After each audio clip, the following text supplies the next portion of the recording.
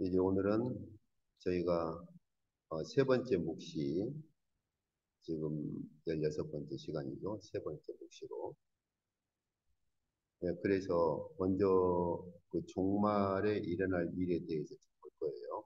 왜 그러냐면 오늘 그 세 번째 묵시 오늘 보려고 하는 부분이 종말과 관계가 있고요.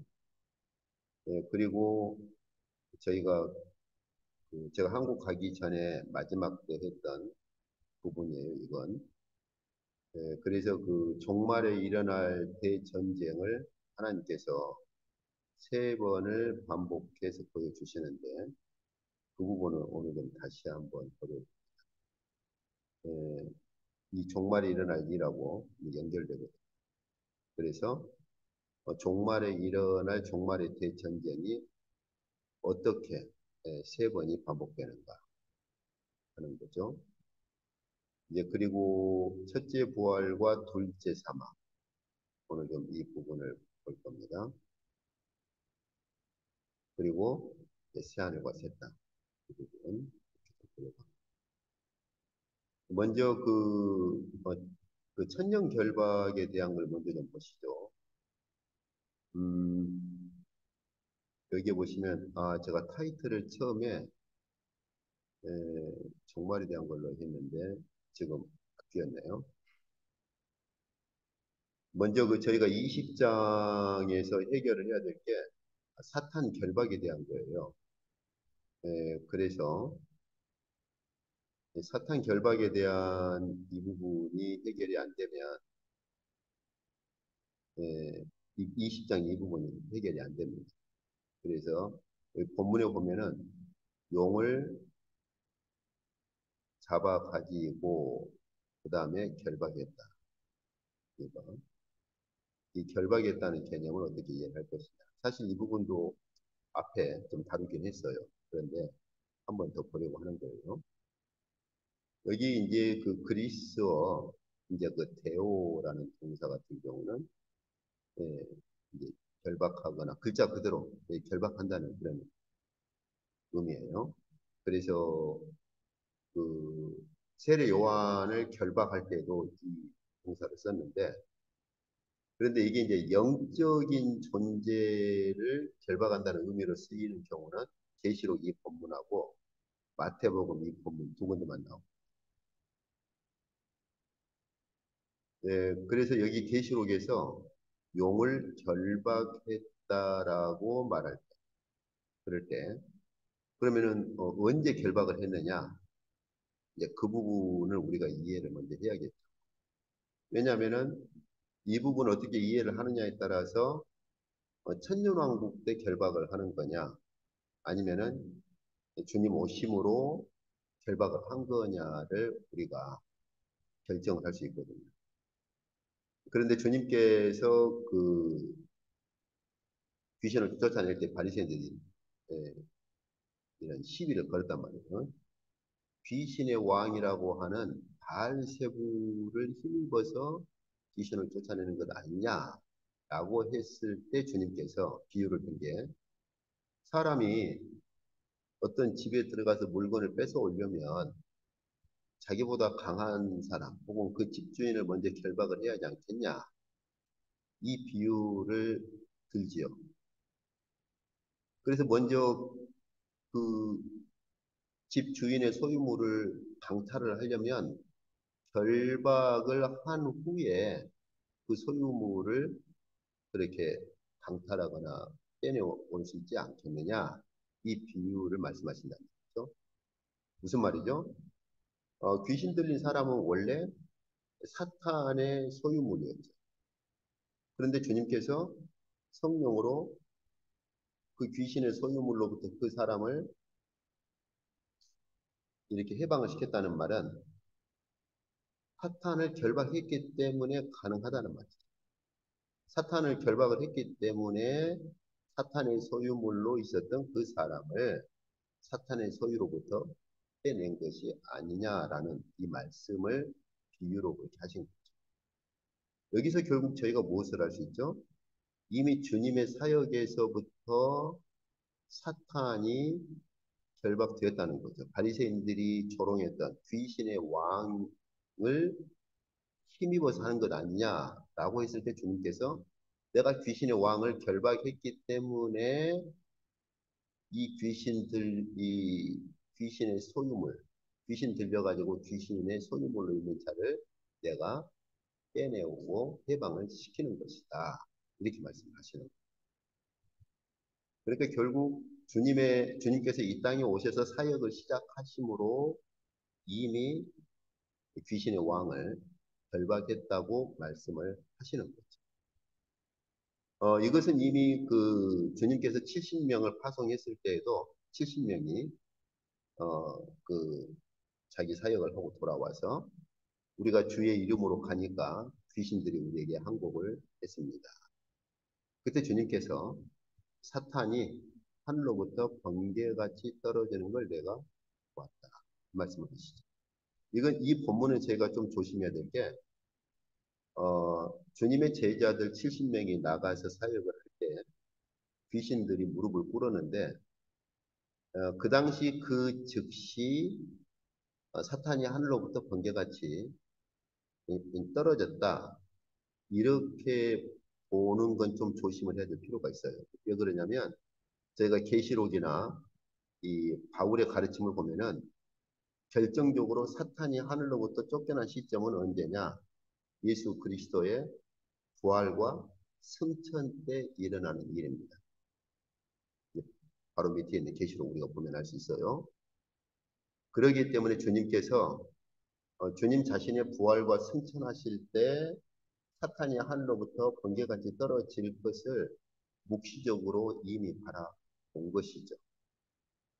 근데 만약에 이 시점이 70인이 돌아와서 말씀하실 때, 70명이 돌아와서 말할 때, 그때 사단이 그 시점에 하늘로부터 번개같이 떨어졌다라고 하면, 이걸 막 신학적으로 뭐 이미와 아직 막 붙여가지고 뭐 이렇게 막 좀 억지 부리는 것은 좀 무리가 있고, 어, 우리가 이제 앞으로 조금 본문을 구체적으로 보시면 사탄이 하늘로부터 번개같이 떨어지는 그 시점은 주님의 부활과 승천 시점에서 일어나는 일입니다.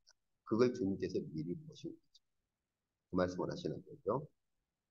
그래서 계시록에서도 보면 하나님께서 묵시로 사도 요한에게 보여주시죠. 언제 그 사탄, 제가 늘 말씀드렸잖아요. 묵시에서는 상징적으로 보여주신다고 하셨잖아요. 왜냐하면 사탄이라고 하는 게 영적인 존재잖아요. 어떻게 사탄을 보여줄 수 있겠어요? 영적인 존재인데. 결국 용이라고 하는 상징적인 존재를 가지고 보여주시죠. 그래서 여자가 아들을 낳았는데 그 아이를 하나님 앞과 보좌 앞으로 올려갈 그때, 그러니까 예수 그리스도의 부활과 승천을 이런 묵시적 상징으로 보여주시는 거죠. 그래서 예수 그리스도의 부활과 승천을 하나님께서 아이를 하나님 앞과 보좌 앞으로 이렇게 올려보내는 것으로 그때 그 시점에 하늘에서 대전쟁이 있었고 그래서 미가엘과 그 사자들이 영과 이렇게 치루는 하늘의 대전쟁이 있었고 결국은 그때 용이 하늘에서 이 땅으로 내쫓기죠. 그래서 용과 그의 사자들도 싸웠지만 이기지 못하고 하늘, 결국 하늘에서 승리하지 못하니까 하늘에서 그들이 있을 곳을 얻지 못했다는 거죠. 그래서 그 용이 이 땅으로 내어 쫓깁니다. 이때가 언제입니까? 바로 그 아이가 하나님 보좌 앞으로 올라가는 시점. 다시 말하면 예수 그리스도의 부활과 승천 시점이죠. 그러니까 그리스도의 부활과 승천하신 바로 그 시점에서 그리스도께서 승천하실 때 하늘에서 무슨 일이 있었느냐를 하나님께서 보시고 요한에게 주십니다. 그때 바로 그리스도의 승천 당시 때 하늘에서 미가엘과 사자들 그리고 용과 사자들 간의 대전쟁이 있었고 용이 결국은 패배해서 쫓겨나죠. 바로 그 사건을 보여주신 거죠.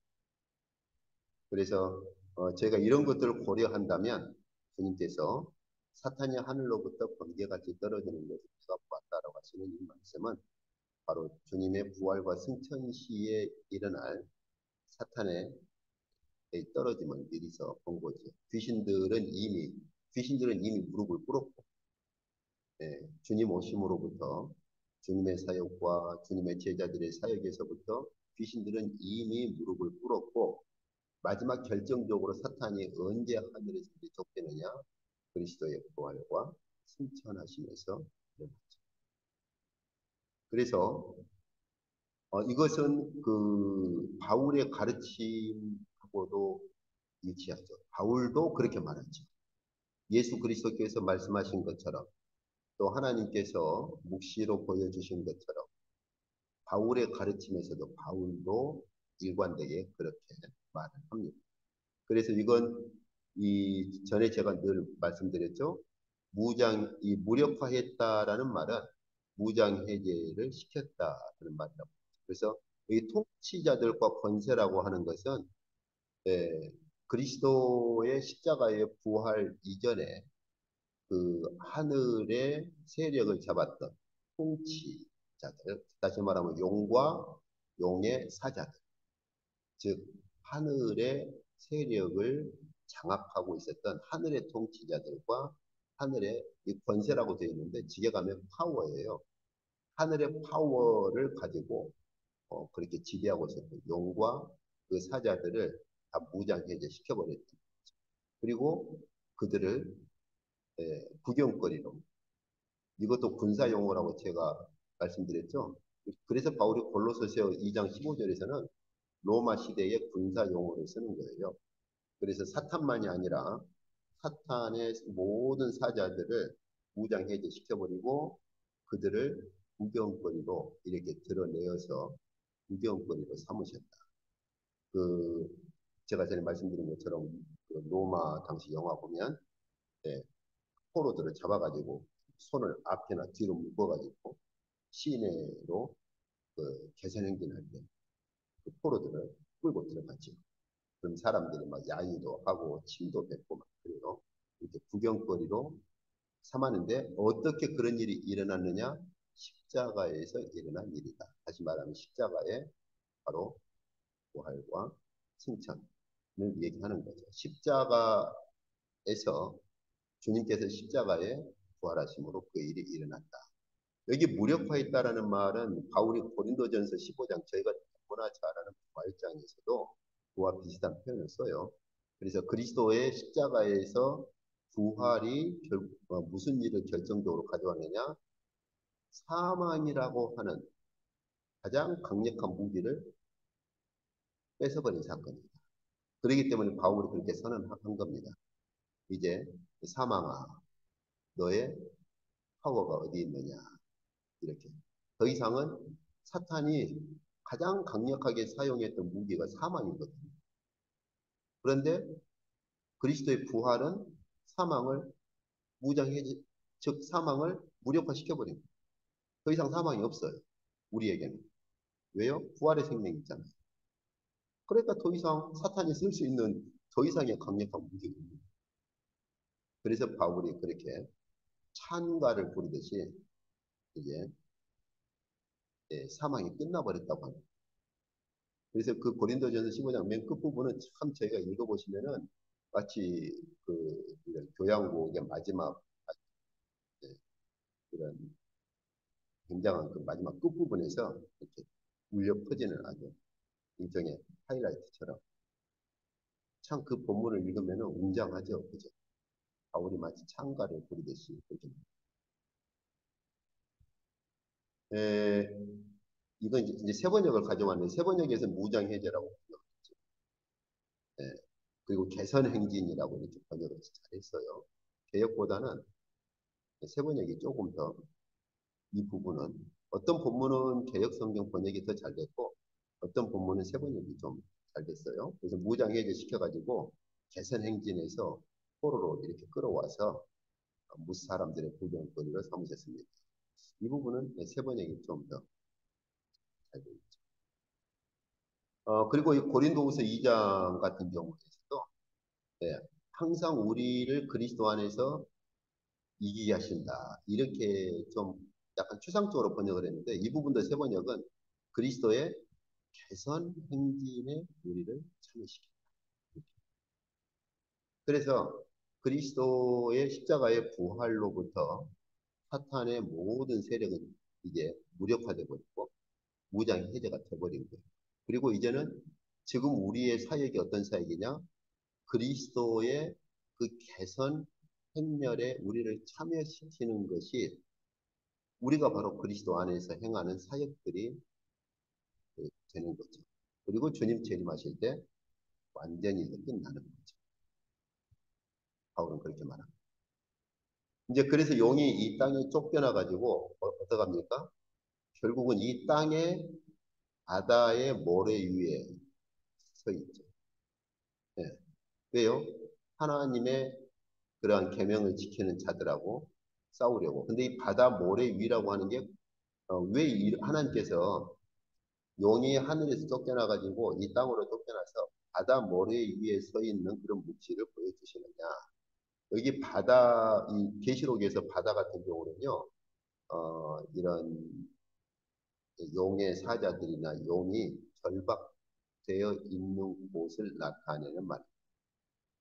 그러니까 이 9장에서도 나팔 가진 여섯째 천사에게 그런 말, 큰 강 유브라데에 결박되어 있는 이 천사가 아니라고 그랬죠. 예, 안겔로스가 꼭 천사만 말한 것이 아니고 유브라데에 결박되어 있다라는 이런 안겔로스는 사자, 다시 말하면 사탄의 사자들을 말이죠. 그래서 심판하실 때 사탄의 사자들을 잠시 동안 풀어줘가지고 오히려 사탄의 사자들을 이용해서 심판하십니다. 그래서 여기서도 마찬가지죠. 이 사자들이 결박되어 있는 곳이 어디입니까? 바로 유브라데 강이라. 이처럼 강, 바다 이렇게 계시록에서 강이라든지 바다라든지 이런 곳은 이런 사탄이나 사탄의 사자들이 결박되어 있는 곳을 보여주는 건데 이게 무엇하고 연결되느냐? 무적행위. 마지막 불못으로 들어가기 전에 무적행위에 갇혀 있는 상태입니다.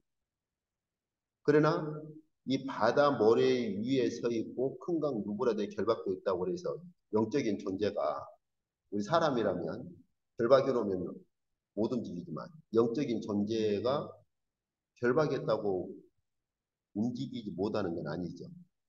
그렇죠? 영적인 그러한 결박이니까 어느 정도 활동은 하죠. 근데 어느 정도까지는 안 되느냐? 왕국을 미혹하는 것까지는 안 됩니다. 뒤에 저희가 볼 거예요. 그러니까 20장 보면은 하나님께서 그 무적행 마치 이런 바다나 강에 결박한 이러한 사탄과 천사들을 풀어주는 것처럼 무적행에 잠시 갇혀 있는 사탄을 풀어줘요. 그러면 예, 이렇게 그 해방된 사탄이나 사탄의 사자들이 무슨 일을 하느냐? 모든 민족을 미혹하고 그리고 마지막 종말의 대전쟁을 일으키는데 지금은 결박당해 있다는 말은 망국을 미혹할 정도까지는 안 되는 그 정도 파워를 가지지 못합니다. 그러나 그렇다고 영적인 존재가 마치 밧줄로 쇠사슬을 묶을 수 있나요? 그렇지는 않죠. 그렇기 때문에 어느 정도는 아직까지도 한 사람이라도 더 삼키려고 미혹은 하죠. 그러나 망국을 그렇기 때문에 베드로 사도는 바로 마귀가 우는 사자같이 두루다니며 삼킬 자를 찾고 있다라고 이런 표현은 가능하죠. 그러나 망국을 미혹하지는 못합니다. 언제 모든 민족을 미혹하느냐? 결박이 풀어질 때 혹은 무적행에서 풀려날 때. 그때는 이제는 몇 사람 이렇게 미혹하는 정도가 아니라 모든 민족을 다 끌어모아요. 그러나 지금은 결박되어 있고 무적행에 갇혀 있기 때문에 묵시적인 표현이죠. 다시 말하면 파워가 예, 무장 해제가 돼버리고 이렇게 묵, 마치 묶여 있는 것과 같기 때문에 만국을 미워할 정도의 그런 파워를 가지지는 못하고 그냥 이렇게 한 사람 한 사람들 미혹해서 삼키려고 하죠. 이런 구분들을 저희가 명확히 좀 하셔야 돼요. 그렇지 않으면 어 그럼 다 결박되어 있는데 왜 또 베드로 사도는 마귀가 이렇게 삼킬자를 어, 이렇게 찾고 있다고 하는가 이런 오해들을 할 수가 있는 것이죠. 자, 그래서 여기 이제 무적행에 대한 걸 저희가 좀 보실 필요가 있겠죠. 그 주님께 그 귀신 들린 그 군대 귀신이 그러죠. 그 무적행으로 그러니까 그 당시 때 이 귀신들도 안 거죠. 그 당시 때 심판은 영원한 불모 심판이 아니라 무적행으로 들어가는 심판이란. 그래서 제발 우리를 무적행으로 이렇게 집어넣지 마십시오. 그래가지고 돼지떼 속으로 이제 들어갔죠. 에, 그건 역시 계시록에서도 다섯째 천사가 나팔을 불었을 때 그때 심판할 때 그러니까 다섯째 천사가 나팔 즉 다섯 번째 나팔 심판 때 천사가 잠시 무적행을 오픈을 합니다. 그러니까 그 무적행으로부터 무적행에 갇혀 있던 사자가 나와서 여기 무적행의 사자라 이렇게 돼 있잖아요. 무적행의 사자. 그래서 아바돈이고 히브리어로는 아볼루ion이다. 그래서 이건 뭐 저희가 그 계시록 부장할 때 제가 자세히 설명했으니까. 그래서 이 무적행을 열었을 때 그때 이제 무적행으로부터 사자가 나와서 다섯 번째 천사가 나팔을 불었던 그 심판을 집행하죠. 그러니까 하나님께서 다섯 번째 나팔을 불어서 하시는 심판은 무적행에 가두어 두었던 그런 사탄의 사자들을 끄집어내 가지고 사탄의 사자들로 심판을 집행하십니다. 어, 이것을 하나님께서 계시록 11장에서 다시 반복하시는 게 뭐냐면 하나님께서 마지막 종말에 두 증인을 일으켜요. 제가 전에 말씀드렸죠. 그 두 증인이 뭐 모세와 엘리야 이것은 별로 중요치가 않아요. 왜 하나님께서 묵시록에서 두 증인을 세운 것을 그렇게 보여주시느냐? 유대인의 법에 의하면 예, 두 증인의 증언은 참된 것으로 인정을 하거든요. 그래서 묵시록에서도 하나님께서 종말에 참된 그 증거를 하실 것이다라는 의미로 두 증인에 대한 묵시를 보여주시는데 이걸 가지고 그 두 증인이 뭐 모세와 엘리야 이렇게 언쟁할 필요는 없어요. 그 참된 두 증인이 누구가 될는지는 그래서 그 3년 반 동안 그 증언을 하다가 마지막 그 종말의 때에 그 증언을 마칠 그때가 되면 그러니까 저희가 한 가지 이해를 하셔야 될 게 저희가 그 마지막 종말의 때 3년 반으로 이렇게 비유되는 마지막 종말의 때에 짐승이 나타나서 표를 받게 하고 뭐 그런 부분만 있느냐 그렇지가 않아요. 또 한 측면은 뭐예요? 하나님께서 참된 증인을 이렇게 세우십니다. 그래서 적그리스도가 등장하는 그 3년 반이라고 하는 상징적인 그 기간 안에는 정말 그 표를 받도록 하는 그런 강력한 적그리스도가 등장하기도 하지만 반면에 또 그 기간 동안에 하나님께서 참된 증인을 이렇게 세우셔요. 그래서 그 기간이 끝날 때가 되면 하나님께서 무저경을 다시 열어주셔서 짐승이 거기서 올라오게 합니다. 그래가지고 짐승이 그 참된 증인을 죽이도록 하죠. 그래서 이 짐승을 18장에서 다시 한번 반복하죠. 내가 본 짐승은 지금은 없지만 전에 말씀드렸죠. 그 무적행에 이제 갇혀버리게 되면 지금은 안 보이지만 앞으로 무적행으로부터 올라와서 멸망받을 자가 바로 짐승이다. 예. 그래서 하나님께서 묵시를 보여준 그 시점에는 이 짐승이 예, 이게 무적에게 갇혀 있어서 지금은 안 보이지만 그러나 종말의 때가 되면 언제가 종말의 때죠? 참된 증인의 증거가 끝날 참된 증인의 증거가 끝날 때가 되면은 이 무적행에서 이 무적행에서 짐승이 올라옵니다. 그래서 이제 이 참된 이 두 증인을 죽이죠. 이것이 반복되는 게 어디입니까? 계시록 20장. 이런 흐름들을 가지고 20장을 봐요. 그러니까 사탄을 풀어주는 것도 언제죠? 무적행의 열쇠를 가지고 와서 이 사탄 결박이라고 하는 게 뭐죠? 무적행에다가 던져 잠근 거예요. 그러니까 마지막 최후의 심판인 불타는 연못으로 던진 것이 아니라 지금 계시록 20장에 있는 이 결박은 무적행 속에다가 넣어서 무적행에다가 지금 던져 넣어서 예, 잠궈둔 상태죠. 언제까지요?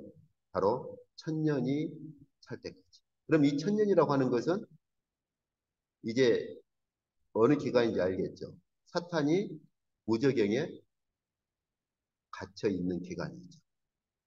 그런데 저희가 지금까지 계속 본 것처럼 사탄이나 그의 사자들이 무적행에 갇히는 것이 언제 일어납니까? 만약에 전천년주의자들이 말한 것처럼 하자면 종말의 발생이야겠죠. 근데 이미 주님 오심으로 이렇게 갇혀 무적행에 갇힌 거고 심지어 아까 제가 본 것처럼 이 귀신 들린 자들도 지금 우리를 무적행에 던져넣지 말아 주십시오라고 사정할 정도. 주님 오심으로부터 이미 무적행에 던져넣는 역사는 시작된 거예요.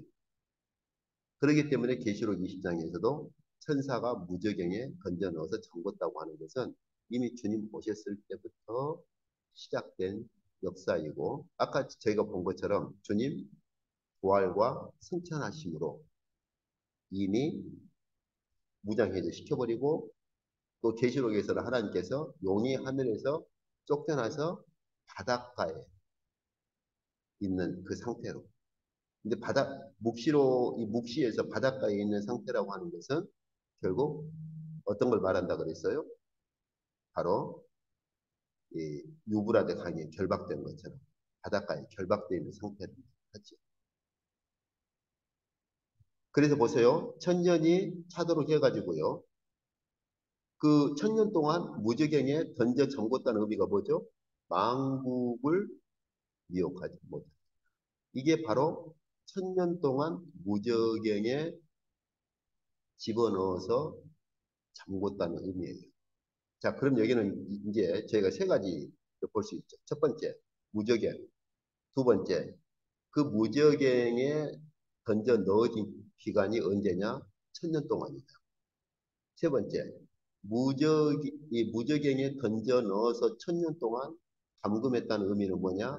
망국을 미혹하지 못하게 한 것이다. 그럼 이제 저희가 정리를 좀 할 수 있잖아요. 언제 무적행에 그럼 던져 넣어서 사단이 결박되었느냐? 저희가 지금까지 보신 것처럼 바로 그리스도 오심으로부터 이 귀신들이 무릎을 꿇기 시작했고 사탄의 결정적인 무장 해제와 그 결박해가지고 구경거리 삼으신 것은 그리스도의 십자가의 부활 때부터 이미 일어난 것입니다. 그렇죠? 그래서 바로 천년이라고 하는 것이 저희가 앞서 보신 것처럼 바로 이스라엘 백성들이 자주 사용하는 그러한 천이라고 하는 숫자를 사용을 해서 보여주신 것이고 그렇기 때문에 종말의 때 전에는 사탄이 결코 개인들은 잡아먹으려고 할 수 있고 개인들은 우는 사자처럼 잡아먹을 수는 있겠으나 만국을 끌어모아서 주님을 대적하지는 못합니다. 언제 가능해요? 계시록 제가 20장 그 다음에 보면은 하나님께서 무저갱에서 잠깐 풀어줄 그때 가능한 거죠. 그래서 이 계시록에 사용된 이런 그 묵시 용어들에 대한 이해를 정확히 안 잡으면 굉장히 혼란스러울 수 있어요. 그리고 계시록에 사용된 이런 표현들은 바울의 가르침이라든지 베드로 사도의 가르침이라든지 사도들의 다른 가르침들하고 일맥상통해요. 뭐 충돌이 있거나 그렇지 않습니다. 자, 이건 저희가 전에 본 건데요. 종말의 대전쟁. 그래서 저희가 늘 시작할 때부터 첫 번째 묵시, 두 번째, 세 번째 묵시로 계시록 전체를 공부를 했잖아요. 특히 두 번째와 세 번째 묵시에서 보면 이 종말의 이러한 대전쟁이 반복되는데 여기 특히 두 번째 묵시에서 12장부터 16장 여기 저희가 지금까지 늘 보신 것처럼 16장에서 여섯 번째 대접을 심판할 때 그렇죠. 여섯 번째 대접 심판에서 아마겟돈 전쟁이 그 아마겟돈 전쟁을 일으키죠. 그죠? 저희가 이미 살펴본 것 아닙니까? 그리고 나서 이 아마겟돈 이러한 대전쟁이 다시 한번 크게 반복되는 게 뭐예요? 여기 17절부터 27절에 있는 바벨론 심판이죠. 그래서 아마겟돈 대전쟁을 일으키는데 이 아마겟돈 대전쟁의 심판은 바벨론 심판으로 이어져요. 이렇게 바벨론 심판. 이 아마겟돈 대전쟁이 반복되는 게 어디입니까? 저희가 계시록 19장에 보면은 또 백마 타신 예수 그리스도와 종말의 대전쟁을 일으키죠. 그러니까 여기 아마겟돈 대전쟁이 종말의 대전쟁으로 다시 한번 반복해서 하나님께서 묵시로 보여주신다고 하는 거죠. 그래서 저희가 계속 반복을 하듯이 이 묵시에 나타난 반복성, 그리고 반복성만 있느냐? 이 반복성이 바로 연속성을 가진다. 묵시의 반복성과 연속성, 이 두 가지의 조화를 이루지 못하고 이 두 가지의 균형을 못 잡으면 반복성만 집착하는 학자들의 글들에서는 이 진행되는 이러한 현상들에 대해서 설명을, 즉 시간의 연속성을 가진 부분에 대해서는 대답을 못합니다. 실제로 그래요. 그래서 그 반복성을 주장하는 학자들은 반복성만 계속 고집을 하면서 시간의 연속성이 나타난 그 본문이 있는 질문들에 대해서는 답을 못 계시록에 관한 그 학자들의 책들을 보세요. 그런데 또 반대로 시간의 연속성만 주장하는 그쪽 부류의 학자들은 계시록에 나타난 반복성의 다양성에 대한 그 질문에는 또 답을 못해요. 그래서 제가 잠깐 언급했잖아요. 조지 레드가 이 침례교 쪽에서는 굉장히 그 대단한 학자 중에 한 사람이죠. 그리고 조지 레드만큼은 자기는 전천년주의다라고 공개적으로 밝힙니다. 희한하게 계시록을 주장한 학자들이 자기의 그 공개적인 그 종말론에 대한 입장을 클리어하게 밝히지를 않아요. 그런데 레드 같은 경우는 아주 분명하게 자기 입장을 밝히죠. 그래서 레드는 시간의 연속성에 집착을 해요. 그런데 레드의 글을 보면 반복성에 나타난 다양성에 대해서는 예, 답을 못하고 슬쩍 이렇게 넘어가 버리는 것이 있습니다. 그리고 이 반복성을 주장하는 이런 학자들, 예, 그래서 뭐 이제 우리나라 같은 경우는 이제 이필찬 교수가 큰 책을 이렇게 집필하면서 스승의 견해를 따서 반복성을 굉장히 주장하죠. 예. 그런데 그 책도 보시면은 반복성에 대해서는 너무 그 연속성을 빼버리고 다시 말하면은 나팔 심판이 그대로 대접 심판으로 반복되는 거죠. 나팔 심판과 대접 심판에 담겨 있는 연속성에 대해서는 보지를 않아요. 그래서 제가 지금 말씀드린 것처럼 반복성에 집착하는 학자들은 그 반복성 안에 깔려 있는 시간의 연속성과 그 발전에 대한 부분들에 대해서는 언급을 안 합니다. 그런데 시간의 연속성만 보는 사람들은 반복성에 나타난 그 특성들에 대해서는 또 언급을 안 해요. 이런 문제가 있어요. 그런데 제가 지금까지 계속 강조한 것처럼 반복성과 연속성이라고 하는 조화는 아주 참 중요합니다. 그래서 여기 아마겟돈 대전이 여기 19장에 보면 종말의 대전쟁으로 반복이 돼요. 그리고 마지막 20장에 보면은 이것이 복과 마복의 대전쟁으로 다시 또 반복이 된다는 사실이에요. 그러면 저희가 20장에 나타난 이 사탄이 무저갱에서 1000년 동안 갇혀 있다가 풀다고 하는 것도 언제 일을 말하는 거예요? 전천년주의자들이 말한 것처럼 그 별도의 시기가 아니고 이 종말의 때에 일어날 일들을 점차 점차 확대해서 주님께서 묵시로 보여주신 거예요.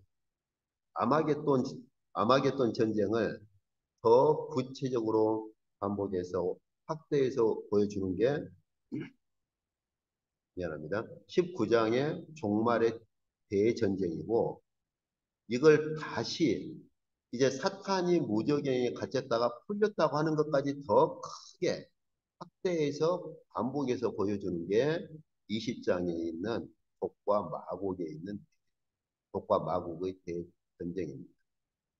안 그러면 복과 마곡 대전쟁이 아마겟돈 전쟁과 별개의 것인가요?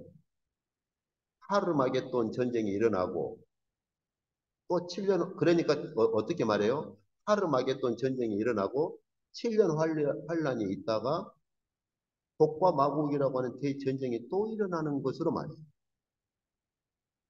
그러면은 19장에 있는 종말의 대전쟁은 또 어떻게 봐야 돼요? 종말의 대전쟁이 세 번인데 그래서 이런 부분들에 대해서는 이제 답을 못 하는 거죠. 그래서 이 아마겟돈과 종말의 대전쟁과 병마타신 분 재림하실 때 일어나는 종말의 대전쟁과 복과 마곡은 바로 종말에 일어날 대전쟁을 반복해서 보여주는 것이다. 그러나 단순한 반복이 아니라 점차 점차 확대하는 거죠. 아마겟돈 대전쟁에서는 어디에 강조가 있어요?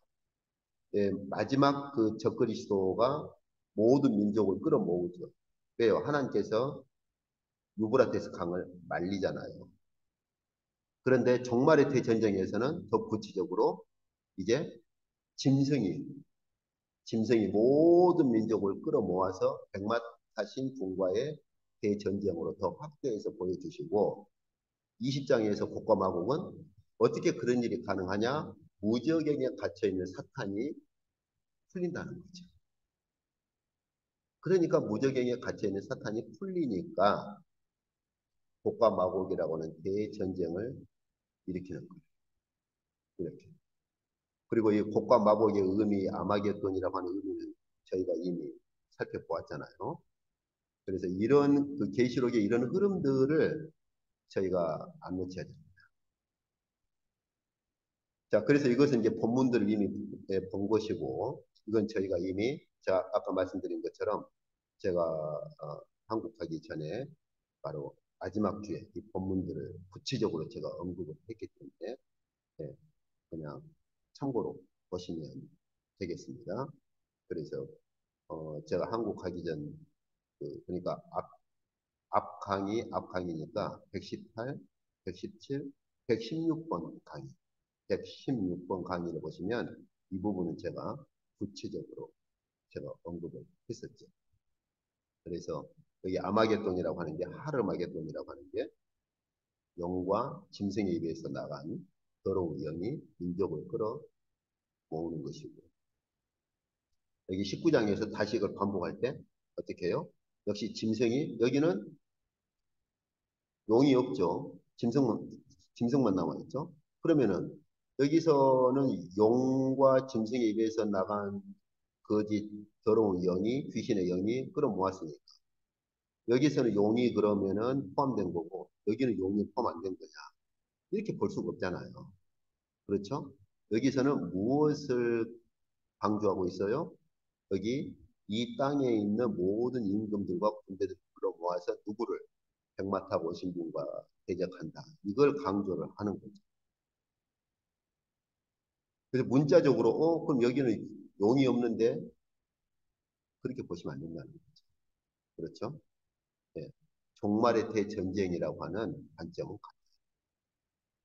복과 마곡도 마찬가지입니다.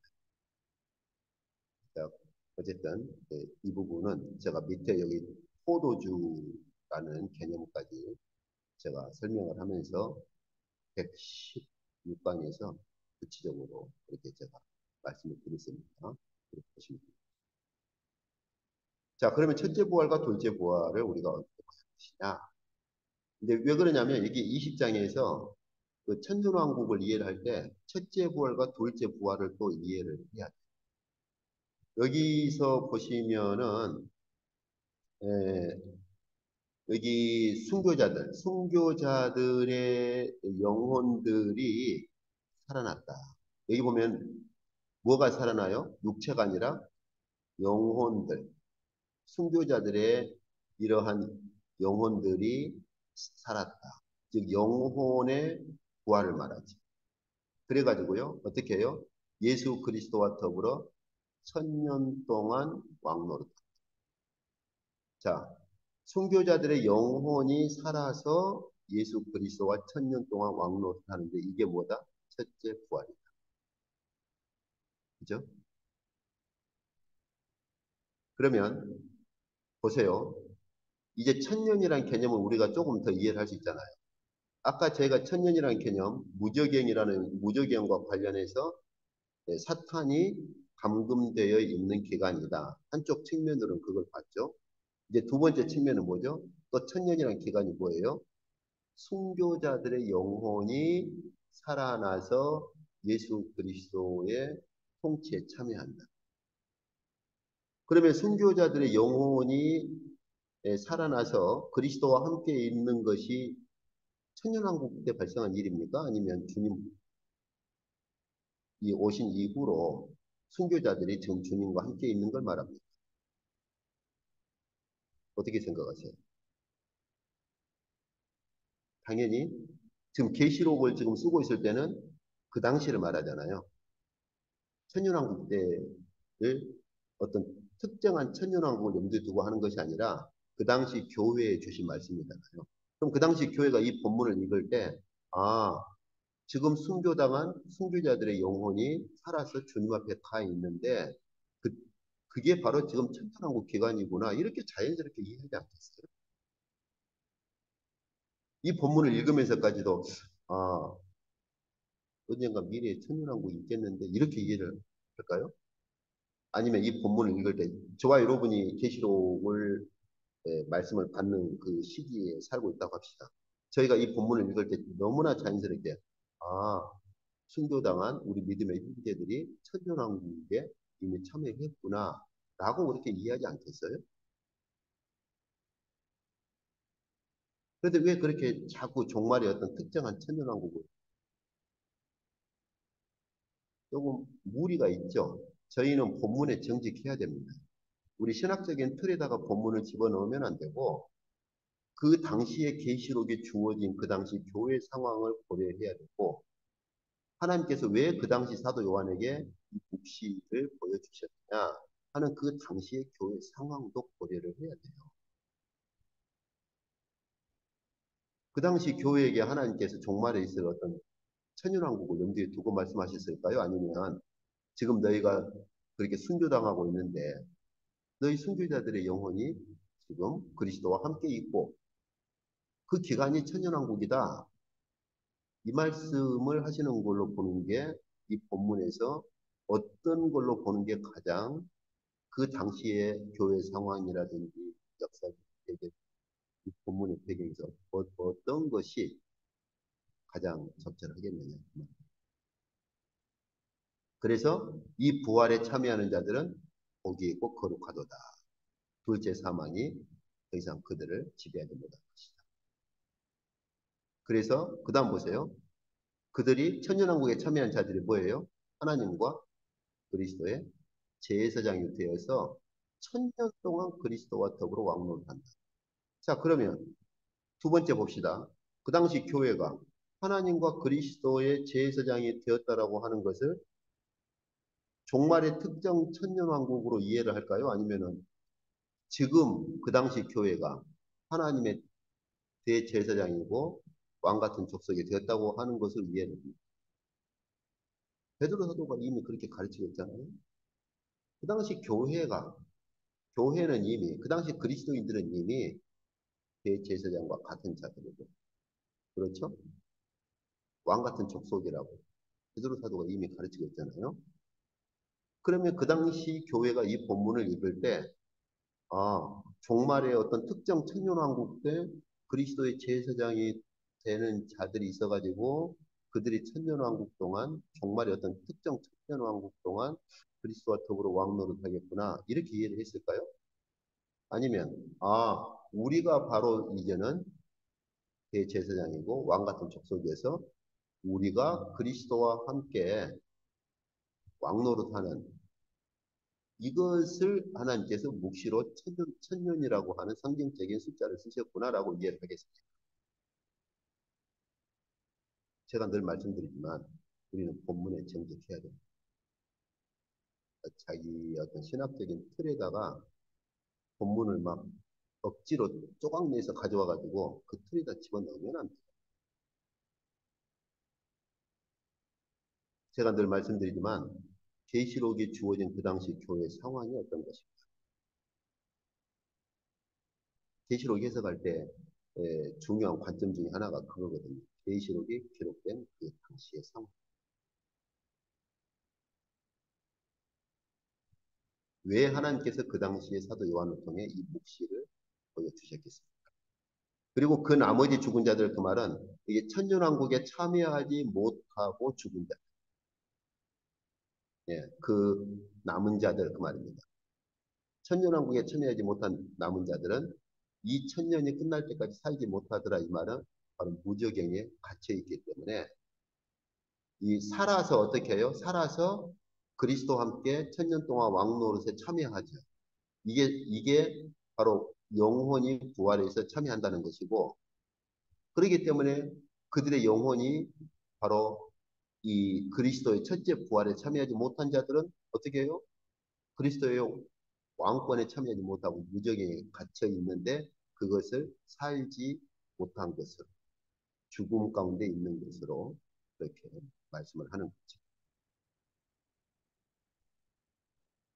그리고 이제 둘째 사망이 무엇입니까? 마지막 불심판이죠. 그렇죠? 그래서 여기 보시면은 사망과 음부도 불못에 던져지는데 이것이 둘째 사망이다. 마지막 종말의 심판. 무저갱이 아닌 마지막 종말의 심판을 이제 둘째 사망으로 그렇게 말을 하는 겁니다. 그래서 저희가 그 세례 요한 같은 경우도 사실은 이 둘째 사망 심판에 대한 상당한 기대감이 있었어요. 그래서 그 바리새인들에게 혹독하게 질책할 때에도 이미 도끼가 나무 뿌리에 놓여 있고 좋은 열매를 맺지 않는 나무는 찢겨서 불에 던져지리라는 이 세례 요한의 표현은 둘째 사망 심판을 염두에 두고 있는 겁니다. 그리고 바로 내 뒤에 오시는 분은 알고 보면 모아서 곳간에 드리고 쭉정이는 끄지지 않는 불에 태우실 것이다. 세례 요한의 기대감이었죠. 근데 어때요? 주님 오셨는데 도대체 사망 심판이 이루어지지 않거든요. 그러니까 감옥에서 제자들을 보내서 묻죠. 오실 그분이 당신이십니까? 우리가 다른 분을 기다려요. 왜요? 자기는 메시아가 오기만 하면 둘째 사망 심판이 바로 이루어질 것으로 기대를 했거든요. 그런데 자기가 기대하는 둘째 사망 심판이 안 일어나요. 그래서 감옥에서 제자들을 보내서 묻죠. 오실 그분이 예수님 당신이십니까? 우리가 다른 사람을 기다려야 됩니까? 그때 주님께서 말씀하시죠. 가서 이렇게 말해라. 가난한 자에게 복음을 전하라. 다시 말하면 그것이 곧 심판의 본질이었던 거죠. 예수께서 그 씨 뿌리는 비유에서도 세상 끝, 종말의 심판을 어떻게 말씀하십니까? 세상 끝인데 그 세상 끝에 일어날 심판이 뭐예요? 불에 사르는 것 같이 세상 끝도 일어나. 즉 하나님 나라의 비유에서 세상 끝에 일어나는 마지막 둘째 사망 심판이 뭐냐? 불태우는 것이다. 예루살렘 입성하셔서 주님께서 비유로 말씀하실 때에도 그렇죠? 예, 이렇게 양과 염소, 오른편과 왼편 부분에서 말씀하실 때도 저주받은 자들을 어떻게 말씀하세요? 저주받은 자들 마귀와 그 사자들을 위해서 예비된 영원한 불에 들어가라. 이게 뭐죠? 둘째 사망에 대한 영원한 심판을 선언하시는 거죠. 다시 말하면 둘째 사망 심판은 언제 일어나요? 예수께서 재림하셔서 보좌에 앉으실 때 바로 둘째 사망 심판이 집행되죠. 그러니까 주님 재림하신 후에 천년왕국이 있다가 마지막 종말의 심판이 집행된다? 굉장히 그러면 이 본문을 해석을 할 때 그럼 주님께서 이 비유를 말씀하실 때 주님 재림하실 때 천년왕국은 싹 빼버리고 둘째 사망 심판만 말씀하시는 것으로 그렇게 우리가 봐야 될까요? 주님 재림하시고 나서 천년왕국이 있어요. 그리고 종말의 심판이 있어요. 그러면 제가 지금까지 계속 본 것처럼 계시록에서 천년왕국에 참여하는 자들은 순교자들의 영혼이 살아나는 자들인데 그것은 그러면 성경을 기록할 그 당시에 순교자들의 영혼이 주님 앞에 가 있는 건 해당이 안 됐고 주님 재림하신 후에 천년왕국 때 순교당한 자들의 순교자의 영혼이 주님께 간 자들에게만 해당되는 거고 그런 자들만 제사장이 되는 굉장히 본문이 막 어그러지지 않나요? 너무 좀 억지스럽지 않아요? 어떻게 생각하세요? 저는 그렇게 자꾸 본문들을 보면은 막 굉장히 좀 너무 좀 억지스럽다. 이게 뭐 한글로 정확한 표현인지 몰라도 너무 억지 같은, 억지를 부리는 것 같은 그런 느낌을 많이 받아요. 그리고 본문을 굉장히 많이 막 변형을 시켜야 돼요. 주님 재림하시면 바로 오른편과 왼편 구분하시고 바로 왼편에 있는 자들을 저주받은 자들로 선언하면서 바로 둘째 사망, 영원한 심판으로 내던져버립니다. 이것이 우리가 믿는 자연스러운 신앙 아닌가요? 주님 재림하시면 종말의 심판.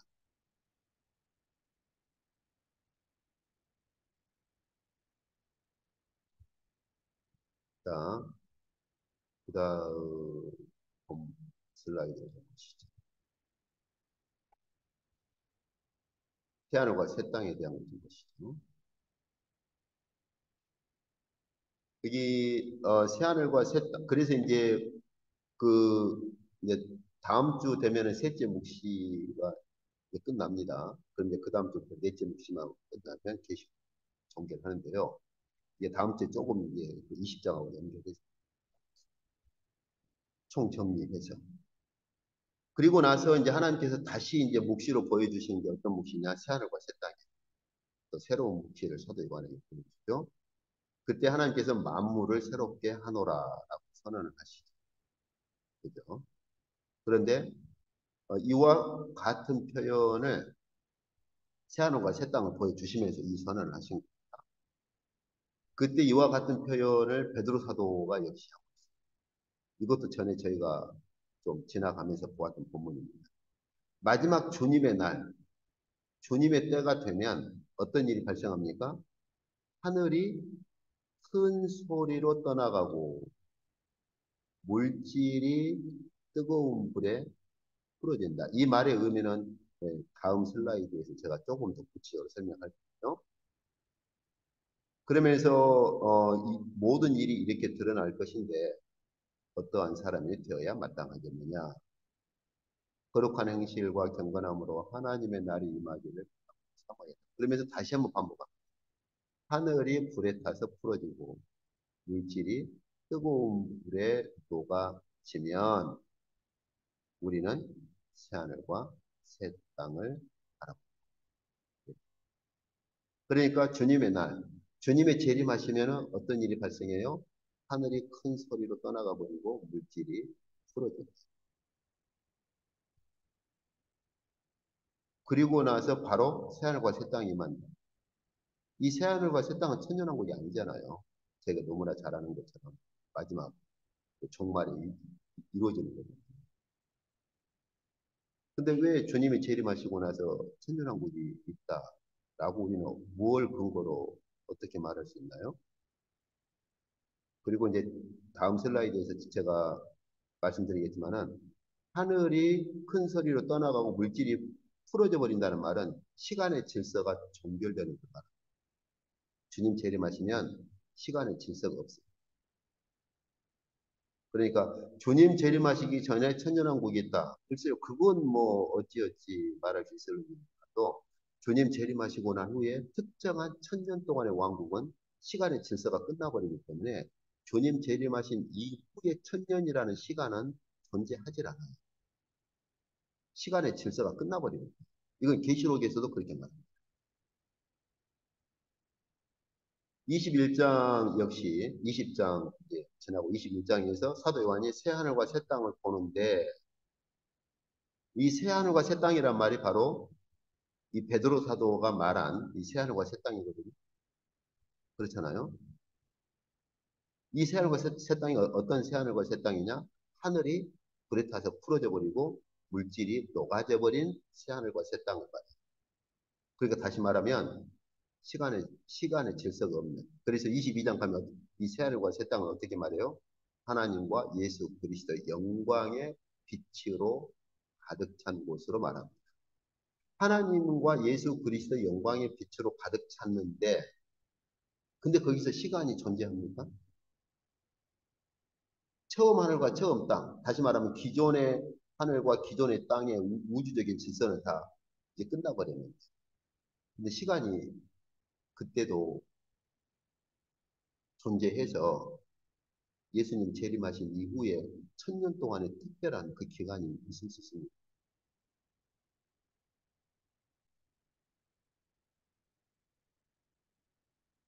저는 늘 제가 말씀드리지만 우리가 성경 앞에 정직함으로 무릎을 꿇고 본다면 주님 재림하신 후에 특정한 천년왕국을 주장하는 건 정말로 많은 본문들을 우리가 왜곡시켜야 되고 어그러뜨려야 되고 변형시켜야 가능합니다. 그리고 그렇게 주님 재림하신 후에 있어야 될 천년왕국 그렇게도 중요한 것인데 왜 계시록 묵시 거기 빼고는 어떤 사도도 또 주님께서도 언급이 없잖아요. 그 중요한 것이.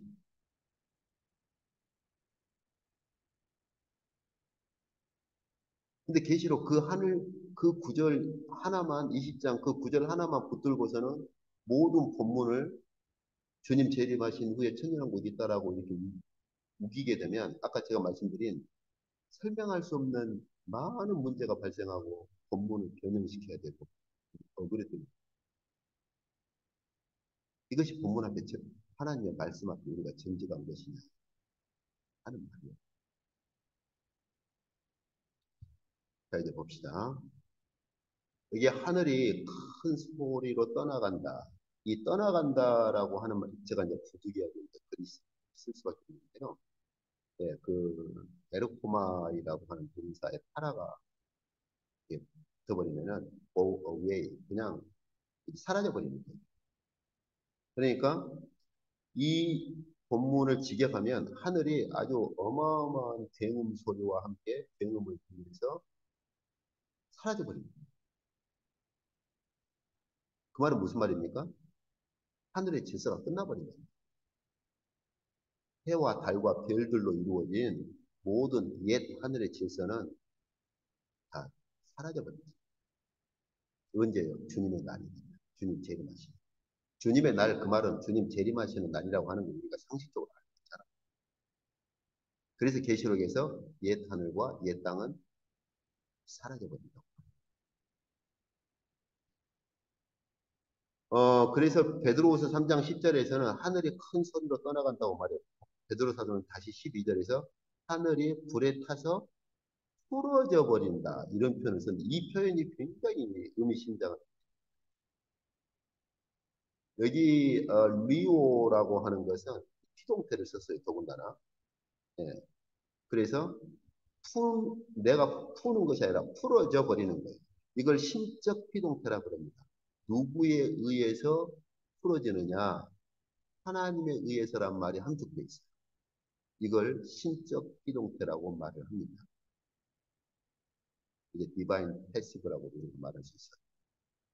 그래서 원래는 이 리오가 가장 흔하게 쓰이는 건요, 감옥에 이렇게 묶여 있을 때 그것을 풀어줄 때, 풀어준다. 이럴 때 가장 기본 의미로 이게 쓰이는데요. 문제는 지금 여기서 베드로 사도가 말하는 건 감옥의 상황이 아니라 우주적인 질서를 말하죠. 그 말은 무슨 말이냐? 하늘의 질서를 가지고 이 말을 쓸 때는 하나님께서 창조 세계에 세워 놓으신 질서. 다시 말하면 하나님께서 하늘과 달과 별들 이 우주에 하나님께서 천지를 창조하실 때 질서를 세우시고 그 질서가 유지되도록 온 우주의 질서를 이렇게 예, 고정시키셨단 말이에요. 묶어 놓으셨단 말이에요. 마치 우리가 어떤 것들, 사물들을 놓고 그것들이 흔들리지 않도록 끈으로 이렇게 묶어 놓는 것처럼 하나님께서 천지를 창조하시고 그리고 그 창조하신 그 우주 질서가 마음대로 흐트러지지 않도록 해와 달과 별들 그리고 우주에 이 질서가 존재하도록 하나님께서 그 질서를 세우시고 그 질서를 따라 각각 고정을 시키시고 묶어 놓으셨어요. 여러분 이것은 베드로 사도만의 증언이 아니고 오늘날 에, 지금 ID라고 말을 하죠. 인텔리전트 디자인이라. 그래서 오늘날 비신앙인 과학자들도 ID 그 견해에 찬성하는 과학자들이 물리학자, 생물학자들 전체 그쪽 물리학자들 제가 뭐 뒤에 시간이 되는 그 자료를 올릴 건데 그들이 각각 사인을 했는데 그게 뭐냐? 본인들은 크리스찬이 아니에요. 그러나 이 창조 세계에 지적 설계자가 있다. 그것을 공식적으로 인정하는 겁니다. 그걸 ID라고 해요. 아마 인터넷에서 ID 검색해 보세요.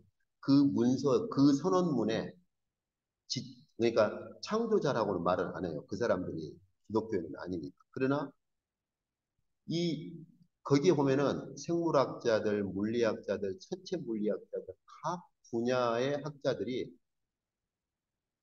지적 설계자가 있다는 것만큼은 부인할 수 없다. 그 선언문에 사인을 한 학자들이 매우 많습니다. 뭐 이런 그 대학 소속과 분야와 학자들 보면은 뭐 우리가 잘 아는 뭐 MIT부터 시작해서 뭐 심지어 중국 저쪽 스페인 계열에 속한 학자들까지 참여한 그 명단들을 볼 수 있습니다. 그러니까 신앙이 없는 과학자들도 이 창조 세계가 무질서한 것이 아니라 정확한 질서와 그리고 이 창조 세계가 유지되도록 이 창조 세계에 세워진 그 질서와 그, 그 질서를 고정해 놓은 그 묶어놓은 질서가 있다고 하는 것에 대해서는 오늘날 정직한 학자들이라면 시인합니다. 그래서 지적 설계자라는 표현을 써요. 아이디. 지적 설계라고 보통 말합니다. 인텔리전트 디자인이라고 해서 지적 설계, 지적 설계 이론이라고 그래요. 그 선언문이 있어요. 한번 제가 다음에 시간 되면 한번 그 문서 얘기해요.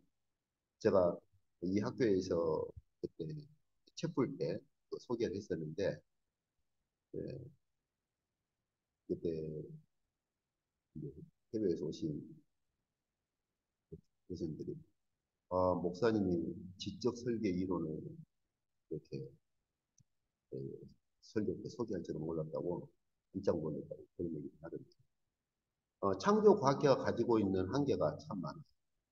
그걸 극복할 수 있는 게 지적 설계 이론이에요. 창조 과학계는 약간 좀 억지 부리는 본문들이 종종 있죠. 어쨌든 이제 그거 뭐 여기서 좀 다루려고 하는 건 아니고 그래서 하늘에 불에 타서 풀어져 버린단 말은 그 하나님께서 하늘에 질서를 세우시고 그 질서를 묶어 놓으신 것들이 해체가 되어버린다. 베드로 사도는 종말의 때에 주님 재림하실 때가 되면 하나님께서 하늘에 세우신 그 질서를 마치 이렇게 감옥에서 이렇게 묶여 있다가 풀려버린 것처럼 주님 재림하실 때가 되면 하늘에 세워놓으신 모든 질서가 불에 타서 다 해체돼 버린다라고 말합니다. 그러면 시간도 존재하지 않아요. 그런데 주님 재림하신 후에 특정한 천년왕국이 있다고요? 그래서 주님 재림하시면 하늘이 큰 소리를 지르면서 이제 사라져 버리는데 어떻게 사라지느냐? 10장에서 말한 거 10절에서 말한 거 12절에서 하늘에 세워놓으신 하나님의 그 창조의 질서 그리고 그 하늘에 견고하게 묶어놓으신 창조의 질서를 다 해체시켜버립니다. 그럼 시간은 더 이상 존재하지 않아요. 그걸 다른 말로 말할 때 또 물질이 뜨거운 불에 풀어진다 이렇게 말합니다.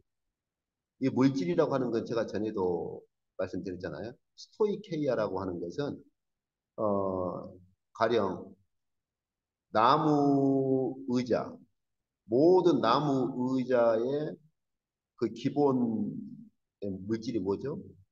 모든 나무 의자니까 나무죠. 네. 차 물론 이제 지금의 차가 하도 다양한 신 소재를 많이 쓰니까 그런데 일단 일반적으로 말해서 차 그럴 때는 우리가 쇠를 차를 이루고 있는 가장 근본 물질로 그렇게 말할 수 있겠죠. 여기서 그 물질이라고 하는 것을 베드로 사도는 스토이케이아라는 말을 쓰고 있는데 이 스토이케이아는 바로 그런 가장 근본 모든 것을 이루고 있는 가장 근본을 말합니다. 그러니까 그 당시에 베드로 사도가 뭐 물리학을 알았겠어요. 그렇지 않잖아요. 그러나 베드로 사도가 말하고자 하는 건 이 창조 세계를 이루고 있는 가장 그, 그 스토이케이아 가장 근본적인 것. 마치 나무 책상, 나무 의자를 이루고 있는 가장 근본이 예, 나무인 것처럼. 이 창조, 하나님께서 이 창조 세계를 창조하셨던 그 가장 근본적인 것. 이 창조 세계의 모든 물질의 가장 근본. 이제 그게 이제 오늘날 학문적으로 말을 하면 이제 물질적인 것을 우리가 쪼개고 쪼개면 이제 쿼크로 들어가고 생물적인 것은 DNA다. 보통 그렇게 말들 하죠. 식물이든 동물이든 사람이. 어쨌든 그런 표현들을 다 접어두더라도 이 창조 세계를 이루고 있는 창조 세계의 가장 근본적인 것들이 어떻게 한다고 해체돼 버립니다. 아까 위에서 설명했듯이 제가 해체가 되어버린다. 그걸 다 하나님께서 해체시켜버려요. 근데 해체된다 말은 누구에 의해서 해체가 된다는 말이냐? 하나님에 의해서라는 말이 이 피동태에 함축되어 있어요. 이걸 신적 피동태라고 한다고 그랬죠? 그래서 그 모든 창조 세계의 근본을 이루고 있는 그 모든 그 창조 세계의 근본 물질들, 근본, 그 근본이 해체됩니다. 거기에 당연히 어떤 것도 포함돼요? 하늘, 해, 달, 별도 포함되죠. 그래서 해체가 된다, 해체가 된다. 이 같은 적용을 하고 있는 거죠. 리오, 리오. 이렇게. 하늘이 해체가 되고, 이 세상에 이 세상에 창조된 창조의 근본 물질도 다 해체가 돼요. 그것을 다른 말로 표현하는 게 바로 그 근본 물질이 다 녹아져 버린다. 이 말로 표현을 한 거예요. 이게 바로 이것들이 다 해체가 돼버리고 이것들이 다 사라져버리고 등장하는 게 뭡니까? 새하늘과 새 땅이 주님 재림하십니다. 바로 이루어져요. 근데 이 상태에서 어떻게 천연왕국이 이 땅에 이루어지죠? 다 해체가 돼버리는데, 다 사라져버리는데, 특히 주님 재림하신 후에 천연왕국을 얘기를 한 사람들은 이 땅의 천연왕국을 말하고. 근데 주님 재림하시면 다 해체가 돼버리잖아요. 어디에 천연왕국이 이루어져요? 그리고 그 천연왕국 때에는 막 포도 송이가 막 어마어마 이미 다 해체가 돼버리는 거예요. 우주가. 창조 세계의 근본 물질이 다 해체가 돼버리는 거예요. 어디에 천연왕국이 이루어지고, 그죠?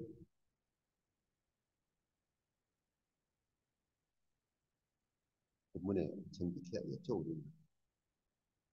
본문 앞에 무릎을 꿇어야 되고, 본문에 정직해야 돼요. 천년 동안의 황금기를 자꾸 그리는 것은 제가 전에 교부들 이름 보여주신 것처럼 보여주셔, 보여, 예, 보여준 것처럼 핍박과 환란 후에 주님의 재림이 더딘 것처럼 느껴지니까 위로하려고 이렇게 생겨난 거죠. 그래서 그 후에 천년왕국에 대한 것은 유격적이다. 자기 욕망에 원하는 것이다. 그 후부터 배교를 하기 시작한 거죠. 그 후 3세기, 4세기 들어서면 교부들이 다 배교합니다. 예, 그래서 오늘 저희가 보신 것처럼 계시록 20장, 21장 마지막 새벽 공시가 이렇게 정리가 되는데 다음 주에 제가 마지막으로 이제 전체 흐름을 정리하고 그리고 그 다음 주부터 네 번째 공시 들어가겠습니다.